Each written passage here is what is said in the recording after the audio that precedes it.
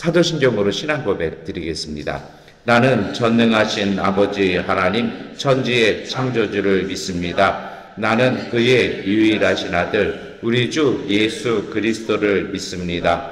그는 성령으로 잉태되어 동정녀 마리아에게서 나시고 본디오 빌라도에게 고난을 받아 십자가에 못 박혀 죽으시고 장사된 지 사흘 만에 죽은 자 가운데서 다시 살아나셨으며 하늘에 오르시어 전능하신 아버지 하나님 우편에 앉아 계시다가 거기로부터 살아있는 자와 죽은 자를 심판하러 오십니다.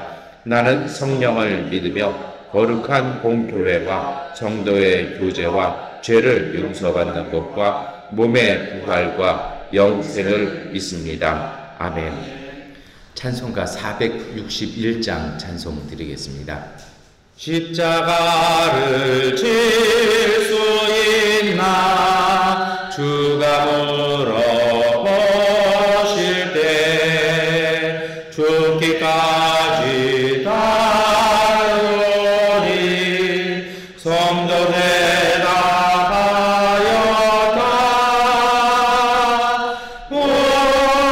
우리의 심령 주의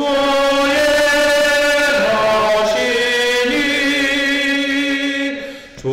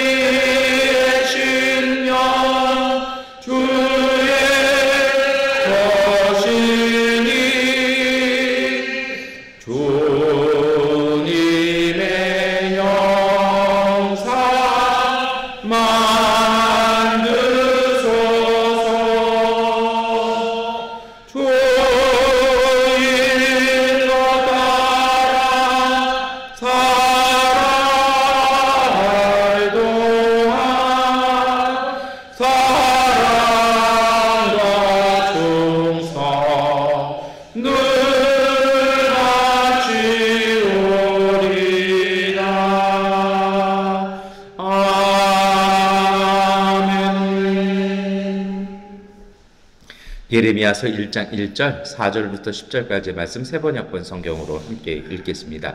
이 책에 기록되어 있는 것은 예레미야가 한 말이다. 그는 베냐민 땅 아나돗 마을의 제사장 출신인 힐기야의 아들이다. 주님께서 나에게 말씀하셨다. 내가 너를 모태에서 짓기도 전에 너를 선택하고 내가 태어나기도 전에 너를 거룩하게 구별해서 문 민족에게 보낼 예언자로 세웠다. 내가 아뢰었다. 아닙니다. 나의 하나님, 저는 말을 잘 할 줄 모릅니다. 저는 아직 너무나 어립니다. 그러나 주님께서 나에게 말씀하셨다. 너는 아직 너무나 어리다고 말하지 말아라. 내가 너를 누구에게 내가 너에게 무슨 명을 내리든지 너는 그대로 알아라.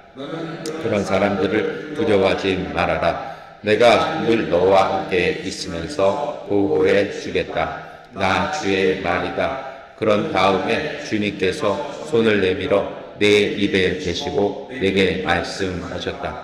내가 내 말을 내 입에 맡긴다. 똑똑히 거하라. 오늘 내가 뭇 민족과 나라들 위에 너를 세우고 내가 그것들을 뽑으며 허물며 멸망시키며 파괴하며 세우며 심게 하겠다. 아멘. 네, 오늘 예레미야서 말씀 함께 읽으셨습니다. 예레미야서는 좀 독특한 게 몇 개 있어요. 일단은 분량이 참 많습니다. 그리고 두 번째로는 구약 성경에서 유일하게 예레미야서를 누가 기록을 했는지 나오는 게 또 예레미야입니다. 물론 예레미야가 직접 적지는 않았습니다.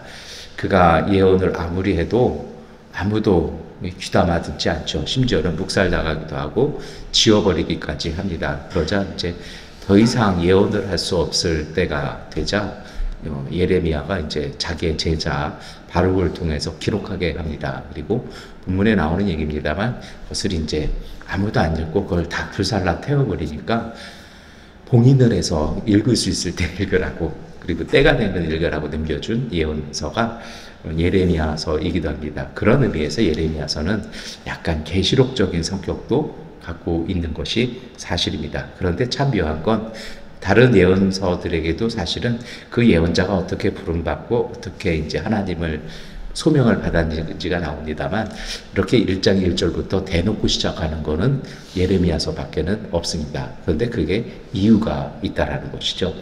오늘 1장 1절이 고백하는 부분이 있습니다. 그것이 이제 이 예레미야의 어떤 집안 출신, 어떻게 보면 족보라고 할 수도 있습니다. 오늘 예레미야서 1장은요 아주 대놓고 이 바룩이 기록을 하면서 예레미야가 어떤 사람인지를 보여줍니다. 그는요 베냐민 땅 아나돗 마을의 제사장 출신의 이 힐리야라는 제사장의 아들이었다라는 것입니다. 이것이 그냥 오늘 2022년도에 읽어나가는 한국 사람인 우리에게는 별 의미가 없습니다만 이것이 예수님 당시나 아니면은 구약시대 당시에는 정말 이거는 요 한 절 가지고도 불원문서 되기에 충분한 겁니다. 예전에 그런 적이 있었던 것 같아요. 이렇게 정부의 요 시찰 찍힌 작가들은 절대로 출판을 안 해주고 또 그 책을 팔아서도 안 되고 그 책을 읽어서도 안 되는 때가 있었습니다. 저도 학교 때 가끔 서울역에 나온 데 가면 검문 검색하다가 그런 책이 있는지 없는지 뒤져서 있으면은 경찰서를 가야 했던 시절이 있었습니다. 요 한 문장이 그런 것을 얘기합니다. 예레미야는 불온한 가정 출신이라는 것입니다. 어찌 보면 국사범에 해당하는 사람입니다. 왜 그러냐면 이 사람 동네가 아나돗이라는 것입니다. 아예 마을이라고 딱 적잖아요. 이건 시골입니다. 그리고 그래도 유대 사람한테 제사장이고 제사장 아들이면 사실 그 시대는 거의 모든 직업들이 다 세습이거든요. 물론 지금 한국교회 목사님들이 이상한 오기와 이상한 주장들을 하십니다만 구약에도 세습이 있어서 우리도 아들한테 세습한다. 그런 말도 안 되는 무슨 신하락 까먹는 소리들을 자꾸 하시는데요. 이때는 그게 왜 그랬냐면 학교가 없었어요. 그러다 보니까 유일하게 할 수 있는 게 집에서 배우는 거죠. 그러다 보니까 이제 합니다. 그리고 아버지가 거기에 제사장이라서 아들이 거기에 있지는 않아요. 다른 데로 보내는 그런 배치하고 돌리는 그런 제도들이 이렇게 있었어요. 근데 그거를 이상하게 해가지고 명성 높아지시는 분들 참 회개할 일이라고 생각을 합니다. 그런데요, 유명한 집 아들이라면 그럴 수 있죠. 저도 뭐 몇 번 말씀드렸습니다만, 목사고시 면접 볼 때 저한테는 한 꽤 오래 물어보는데 4대째 목회자 가정 아들인 제 친구한테는 30초 딱 한마디 물어보셨습니다. 아버님 잘 계시지? 할아버님 건강하시지? 끝! 뭐 참 묘한 세상이죠. 그래서 그때 느낀 게 있습니다. 집안도 중요하구나. 그런 생각을 해본 적이 있는데요. 예레미야는 잘못 태어났습니다. 왜 그러냐면 이렇습니다. 솔로몬이 왕이 될 때 사실 그는 정상적인 방법으로 왕이 된 것 아니었습니다. 다윗은 이미 노쇠해서 인사불성 상태이고 통치가 불가능한 상태니까 이제 큰아들이 일종의 아버지의 승인이 없는 쿠데타를 일으켜버립니다. 그러니까 기세를 몰아서 그냥 즉위식을 감행한 거죠. 그러자 이제 다윗의 측근 세력과 이 대제사장 그룹에서 밀어내기 시작합니다. 이 대제사장이 2명 있었거든요. 그러니까 이제 한쪽은 큰아들 편, 한쪽은 솔로몬 편 해서 솔로몬 편이 그 기세 싸움에서 이깁니다. 그리고 나서 이제 왕이 된 이후에 이 솔로몬이 숙청을 하기 시작을 하죠. 이 후환을 없애는 작업들을 합니다. 그러면서 이제 문제가 생겨요.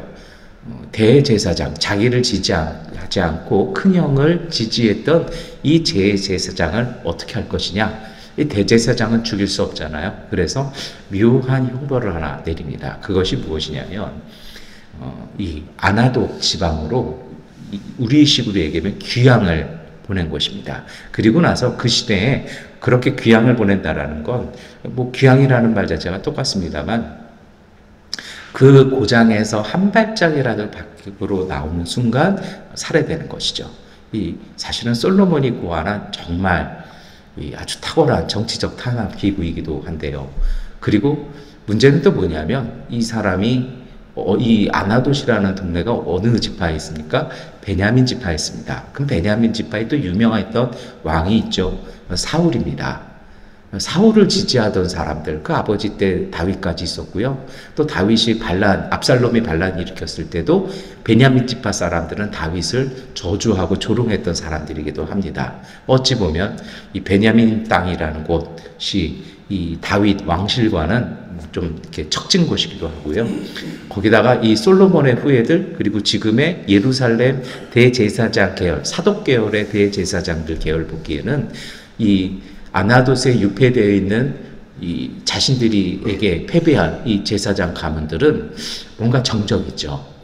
그러다 보니 이 사람들은요, 하지 말아야 될 것들이 몇 개 있었습니다. 첫 번째로는 아나돗 땅에서 나오면 안 되고, 두 번째로는 유다 왕실의 정치에 관련된 말을 해서도 안 되고, 세 번째로는 예루살렘 그 성전에 위배되는 이야기나 설교나 아니면 가르침을 줘서도 안 되는 것이 이 아나돗에 사는 제사장 가문들의 숙명이었습니다.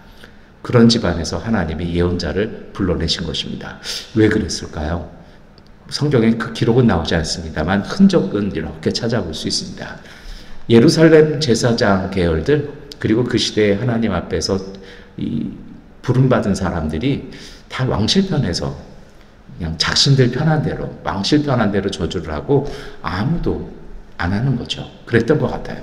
그러니 이제 거기에 대해서 유다 왕실에 동조하지 않고 왕들이 하라는 대로 하는 그러한 사람들이 아닌 정말 하나님 말씀 그대로 순수하게 전할 수 있는 어찌 보면 유일하게 남아있는 집단이 이 아나돗의 제사장 가문일 것 같습니다. 그런데 문제는 하나님 편에서는 딱 적합한 사람입니다만 정작 당사자들에게는 어떤 느낌일까요? 어제 어떤 분이 저한테 이제 요즘 신학생들의 고민, 이렇게 전도사들의 고민을 남긴 이 유튜브 영상을 하나 보내주셔서 저도 옛날 생각하면서 이렇게 좀 봤던 적이 있습니다. 근데 참 특이한 게 있어요. 이 자식들이 이렇게 신학대학 간다 그러면 보통은 어머니들이 우신다라는 겁니다. 왜 그러냐면 어린 시절 기억에 그 목회자들이 가난하고 힘들고 고생하면서 살았는데 내 자식이 또 그렇게 살아간다라고 결정을 했다라는 것, 그거에 어머니들이 이제 무신다라는 거죠. 이 목회자 생활이 쉽지는 않습니다. 한 6년에서 7년을 저희 시대 기준으로 해서는 30만 원에서 시작을 했던 것 같습니다. 그래서 70만 원을 넘어본 적이, 목사 안수 받을 때까지 넘어본 적이 없습니다. 애들 데리고 살아야도 되고, 그거 가지고 청년부나 교회학교 하면 뭐 교회에서 보조로 사역하라고 보조금을 주지 않기 때문에 그 돈에서 쪼개가지고 또 청년들 햄버거도 사 먹여야 되고, 때로는 그 돈에서 학비도 써야 되는 참 말도 안 되는 시간을 보냈습니다. 그래서 그 영상에 얼마 받나 봤더니 요즘은 70만 원이더라고요. 그거 보면서 와, 많이 올랐다 하지만 요즘 물가에 그건 택도 없는 것이죠. 제가 드리고 싶은 얘기는 이거예요. 하나님 편에서는 적합하지만 예레미야 입장에서는 어땠을까요? 참 이거 난감한 거죠. 그래서 예레미야가 뭐라고 얘기합니까? 6절 말씀입니다. 함께 읽겠습니다. 내가 아뢰었다. 아닙니다. 주 나의 하나님, 저는 말을 잘 할 줄 모릅니다. 저는 아직 너무나 어립니다. 정말 날벼락 맞은 거죠. 하나님이 예언자로 불러주셨는데, 그것도 어떻게 불러주셨냐면, 제가 일부러 안 읽었는데 4절 5절 보시면 태어나기도 전에 모태에서부터 하나님께서 미리 거룩하게 구별해서 낳게 했다. 날 때부터 하나님이 섭리 가운데 태어나게 하셨다는 거죠. 영광이지만 예레미야 입장에서는 날벼락도 이런 날벼락이 없습니다. 인생 꼬인 것입니다. 그래서 이 예레미야가 솔직하게 얘기를 하죠. 안 된다라는 것입니다. 저는 말을 잘 못합니다. 그러려면 좀 이렇게 잘해야 되는데, 하나도 시골에만 막혀 살아서 고급 언어 쓸 줄도 모르고 이렇게 얘기한 거죠. 마치 누가 같을까요? 모세와 똑같은 말을 합니다. 그리고 예레미야는 모세보다 더 심한 이유를 하나 딱 찾아내서 얘기합니다. 그것이 저는 아직 너무나 어립니다라는 것입니다. 몇 번 말씀을 드립니다만 어리다라는 말은 자격이 없다라는 것입니다. 훈민정음 헤레볼에 나오는 어린 백성이라는 말처럼요, 무식하고 자격도 없고 아무것도 못하는 그런 미성숙한 존재에 불과하다는 것입니다. 사실 저는 이 예레미야의 말이 거짓말은 아닌 것 같습니다. 맞죠? 어디 더 대놓고 나갈 수도 없고요. 고향 마을 나가는 순간 언제 죽어도 그게 죽지 않은 게, 살아 움직이는 게 신기한 것이 예레미야의 모습입니다. 이런 사람이 무슨 예언을 하겠고요. 예루살렘에 가서 왕실을 하겠고, 또 하나님은 문 민족들에게 보내겠다. 어디를 가겠습니까? 이 찍힌, 집안 대대로 찍힌 이 멸문지와 당하게 딱 합당한 이 마을, 이 출신, 이 사람이 어떻게 유대 왕실에 나가서 또 예루살렘 성전에 가서, 그리고 예루살렘 거리에서, 정말 거기에는 그 다윗 왕족들, 귀족들 막 이렇게 많잖아요. 거기에 가서 무슨 예언을 하겠냐라는 거죠. 누가 내 얘기 듣겠냐라는 것입니다. 여러분, 오늘 이 말씀이, 오늘 제가 하는 이 내용대로 고장 가면, 그대로 가면 주일 설교가 될 것 같아서 정리를 하려고 합니다. 이 새벽에 왜 우리가 이 말씀을 듣고 어떤 기도를 해야 할까요?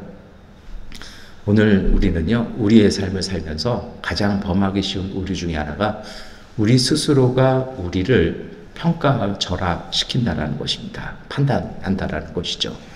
두 번째, 우리의 실수가 있습니다. 하나님께서 우리에게 맡겨주신 일들이 있습니다. 내가 하고 싶었던 일도 있고, 때로는 원하진 않았으나 하나님께서 이끌어 오신 일들도 있습니다. 그런데 중요한 것은요, 모든 것이 하나님의 섭리가 없는 것은 없습니다. 그렇다면 오늘 우리의 자리에 왔다라면 우리가 어떻게 생각하든 그 일은 하나님께서 맡겨주신 일입니다. 경우에 따라 잠시 경험하고 끝날 일들도 있습니다. 때에 따라서는요, 정말 생각 안 했는데 오래도록 그 분야나 그 자리에서 하나님께서 그 일을 거두어 가시지 않아서 정말 길고 긴 걸음을 걸어야 할 때도 있습니다. 그런데 정말 온전한 것, 우리가 그 모든 것 앞에서 가져야 될 것이 있다라는 것이죠. 우리 종교개혁 전통의 교회에서의 신앙 고백은 이 모든 것이 하나님의 성직이라면 우리가 그 속에서 구할 것은 충성이라는 것입니다. 그것에 신실하자라는 것이죠. 때로는 내가 하고 있는 일이 불만족스러울 때도 있고 이것이 우리에게 버거울 때도 있고 여기에서 도망쳐버리고 싶을 때도 있습니다. 때로는 좋은 일만 있는 건 아니죠. 때로는 그냥 그만둬버리고 탁탁 접고 가버렸으면 아니면 다른 거 했으면 이렇게 유유자적 했으면 좋을 때도 있다는 것입니다. 그럴 때 우리가 하는 기도가 있습니다. 묘하죠. 잘 될 때는 감사하고 기쁜데 못 될 때는 왜 하나님께서 저에게 이런 시련을, 그런데 그 똑같은 걸 통해서 축복 주셨음도 기억하셔야 합니다. 그런데요, 이것을 생각하셔야 됩니다. 오늘 예레미야는 두려움을 느낀 것입니다. 아무리 생각해봐도요, 아무리 따져봐도 맞지 않아요. 그 말씀 드리고 싶어서 제가 앞에 긴 시간을 그 말씀을 드렸는데요. 그런데 하나님이 그런 그에게 이렇게 얘기하시는 것입니다. 우리 7절 말씀 함께 읽겠습니다. 그러나 주님께서 나에게 말씀하셨다. 너는 아직 너무나 어리다고 말하지 말아라. 내가 너를 누구에게 보내든지 너는 그에게로 가고 내가 너에게 무슨 명을 내리든지 너는 그대로 말하여라. 아멘. 여러분, 우리에게 하나님께서 맡겨주신 것이라면 두려워하지 마십시오. 왜 그럴까요? 그것은 우리가 하는 것이 아니라 우리를 통해서 하나님께서 하시는 것이기 때문입니다. 두려워한다는 것은 지키고 싶은 것이죠. 내가 보호받고 싶은 감정이 사실은 두려움이에요. 그런데 이 두려움이라는 것이 어둡게 가져가면 두려움입니다. 그러나 긍정적으로 가져가면 뭡니까? 나는 이 두려움 속에서 날 뭘 보호하고 난 뭘 지켜야 되지? 두려움 속에서요, 더 깊이 있게 보시기 바랍니다. 나는 무엇을 할 수 있을까? 그것이 사실은 두려움이 주는 긍정적인 효과이기도 합니다. 그리고 그것이 바른 기능입니다. 내 한계, 내 능력, 그리고 왜 내가 여기에 섰는지를 알게 하는 것이 두려움이라는 그 감정이 주는 긍정적인 것일 겁니다. 사실 그 자리에 그 두려움을요, 하나님에 대한 경외심으로 바꾸는 자리, 그것이 하나님이 주신 삶의 성소입니다. 우리가 못한다, 안 된다라고 생각하는 그 순간 발견해야 될 사실이 있습니다. 하나님께서 우리를 부르셨고 여기 세우셨다는 것입니다. 그렇다면 이제 우리는 어디로 갈 것이냐라는 것입니다. 저는 그것이 8절과 9절 말씀이라고 생각합니다. 함께 읽겠습니다. 너는 그런 사람들을 두려워하지 말아라. 내가 늘 너와 함께 있으면서 보호해 주겠다. 나 주의 말이다. 그런 다음에 주님께서 내 내밀어 내 입에 계시고 내게 말씀하셨다. 내가 내 말을 내 입에 맡긴다. 아멘. 두려움 속에서 예레미야는 자신의 이야기를 하는 것이 아니라 하나님께서 맡긴 말씀을 전하는 것입니다. 이것이 예언자입니다. 오늘 우리도 마찬가지입니다. 우리의 삶의 끝자락, 때로는 이미 힘이 붙일 때 여러분, 그것이 하나님께서 우리에게 맡겨주셨다라면, 그것은 하나님께서 우리에게 맡기신 것이라면 그와 동시에 하나님의 말씀이, 하나님의 은총이 오늘 우리와 함께 있음을 기억하시기를 바랍니다. 우리가 하는 것이 아니라 하나님이 하십니다. 그리고 하나님은 말씀하시죠. 그 말을 통해서, 예레미야가 선포한 그 말을 통해서 열국의 나라들을 뽑고 심고 파괴하고 새로 건설해 가겠다라는 주님의 말씀을 주셨습니다. 그리고 그 말씀은 이루어졌습니다. 오늘 우리도 마찬가지입니다. 우리의 한계, 우리가 생각했을 때 도저히 안 된다라는 그 속에 그 두려움과 그 한계를 느끼셨다라면 그 자리에서 엎드리는 믿음, 신앙 되시기를 축원합니다. 하나님께서 이 자리에 우리에게 오게 하셨다라면 하나님의 뜻이 있습니다. 이제 하나님, 이제는 내가 할 시간이 아니라 주님께서 하실 시간이오니 저는 주님의 역사를, 주님의 말씀을 잠잠히 보겠다라고 고백하고 기다리는 믿음의 신앙 되시기를 축원합니다. 하나님은 우리 안에서 역사하십니다. 두려움은 무서운 자리, 내가 실패하는 자리가 아니라 온전히 하나님의 능력을 보게 되는 거룩한 성소임을 기억하시고 담대한 믿음으로 삶의 성소 한가운데로 나아가 승리하시기를 축원합니다. 기도하겠습니다. 전능하신 아버지 하나님, 우리는 때로 무섭습니다. 때로는 불안합니다. 때로는 너무 힘들 때가 있습니다. 그러나 주님, 그 모든 순간 속에 그 자리가 하나님의 성소이기에 우리가 모든 것 내려놓고 하나님의 말씀의 역사하심을 성령께서 우리 가운데 일하시는 것을 보게 하여 주옵소서. 이 전쟁은 이스라엘의 것이 아니라 내게 속했다라는 만군의 하나님 야훼의 임하심을 우리가 보며 체험하며 고백하며 선포하며 간증하게 하여 주시옵소서. 그래서 삶의 자리마다 걸음마다 하나님의 말씀에 역사하시는 그 손길을 볼 줄 알고 하나님 고백할 수 있는 그러한 인내와 소망 주셔서 오늘 우리의 삶의 일상 속에 하나님의 말씀이 이루어가시는 복된 은총 보게 하여 주옵소서. 예수 그리스도의 이름으로 기도드립니다. 아멘. 하나님께 기도하는 시간 갖겠습니다.